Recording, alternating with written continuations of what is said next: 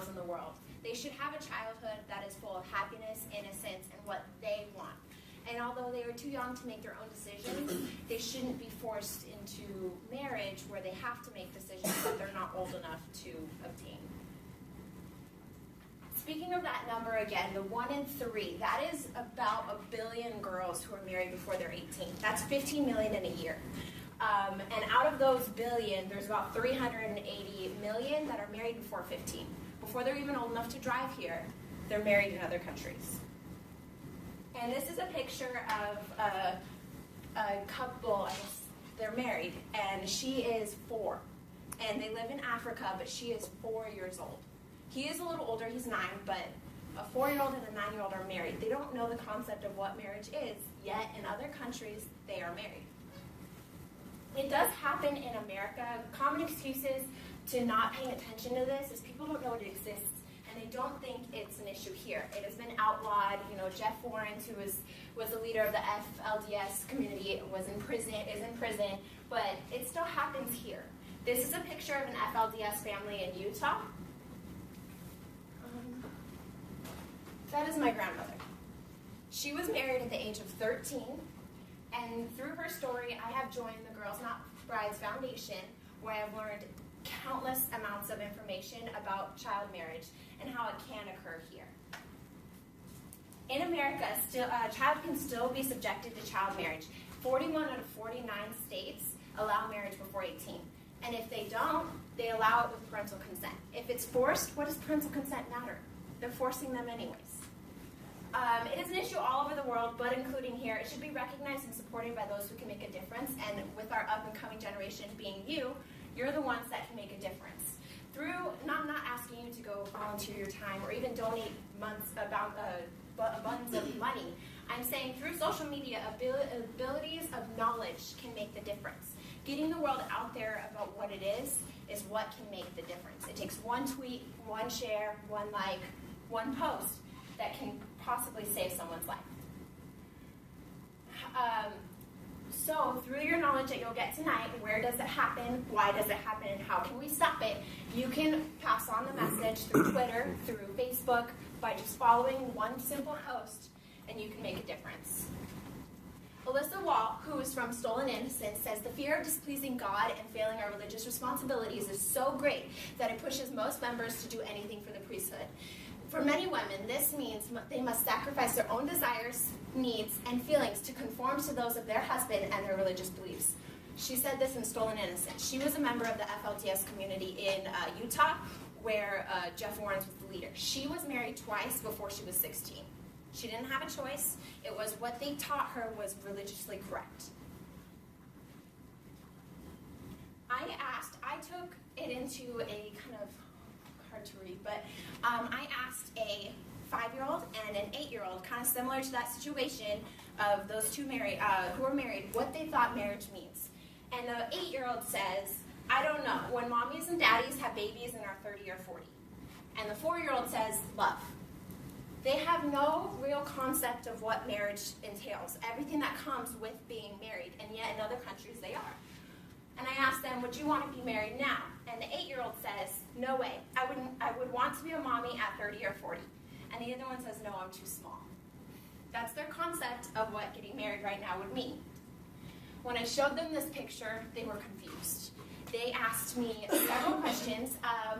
This is who they assumed the dad was, and they were confused between these 3 women who the mom was. And the questions that they asked me were, where is the mommy and daddy? If she is the mommy, who is she? Are they adopted? Because that's their concept of families with multiple wives. And not that that's what child marriage is, but when you can't distinguish that someone is a mother because they're still 14 years old, there's a problem. In other countries, there's not laws against it. In Nigeria, which is this whole light tan area, it is about 75% of women are married before they're 18. In Diffa, which is down here, it's 89%. Almost 90% of the women are married before they even have, we would even consider them adults. This is another picture of a couple who are married. couple is such a weird word for me, but he is obviously a lot older. I want to express how this affects women more than men.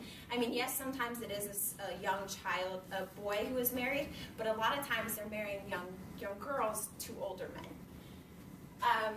Child marriage directly hinders progress on the 6 to 8 Millennium Development Goals of the world, and unless the international community, which includes you guys, does something, our goal to end poverty will not succeed in other things as well. When I was reading on, I'm actually Girls Not Brides social media marketer. So I run their Twitter, I run their Facebook and all of that stuff. And one of the articles or the blogs that I posted is when I did research on why these people do it, why they get married. And things I found was it's one less mouth to feed. Families can receive a large amount of money for giving up their daughter. If the girl's uneducated, the payment may be larger. They don't want her to be able to think for herself. And it is a religious or cultural tradition. Religion often hinders people from saying anything. It's a touchy subject. But regardless of a religious belief, I feel that a child should be able to make a decision for themselves. And that's a big decision, but choosing to be married is a decision that at any age they're really old enough to make. How and why should we change anything? Poverty. Child brides do not receive the educational or economic opportunities that help them lift them and their families out of poverty. So often they start in poverty and they're going to end in poverty. Education. Child brides are likely to drop out of school, hindering their personal development, preparation for adulthood, and their ability to contribute to their family and their community, to help get the whole community as a whole out of poverty. Inequality. Child brides often have little to say in the matter. They don't get to choose who they're going to marry or if they're going to get married. Health. Child brides are 5 times more likely at the age of 15 to die in childbirth than at the age of 20 or 25. And their children are also less likely to live on their first birthday. Violence. Child brides are more likely to describe their first sexual experience as forced. That shouldn't be a forced thing. It should be a choice. We all have a role in protecting girls' rights. Parents, community leaders, men and boys, teachers, human rights bodies, governments, law enforcement officials, girls. We don't have a lot to say, but by sharing the word, you can get every form of the group that should be helping protect girls' rights in on the message. All you have to do is go onto Twitter and follow Girls Not Brides and repost this message. It's their very first picture. If you get the word out there, get people interested in the topic, just spreading the word could help. I'm not an expert, but every morning I get up and I have a choice. I have a choice to live where I live, go to school where I go, and to be with my boyfriend. All choices that these children do not receive. A child is defined by Webster's Dictionary as a son or daughter, an immature or irresponsible person, a person with little or no experience. They are too young to wed. Most people simply do not know the extent of the problem. An estimated 25,000 child marriages occur every day. That's mind-boggling, so much, so that so many people it becomes abstract, unreal. So please, help them realize how real it is and share this post. Thank you.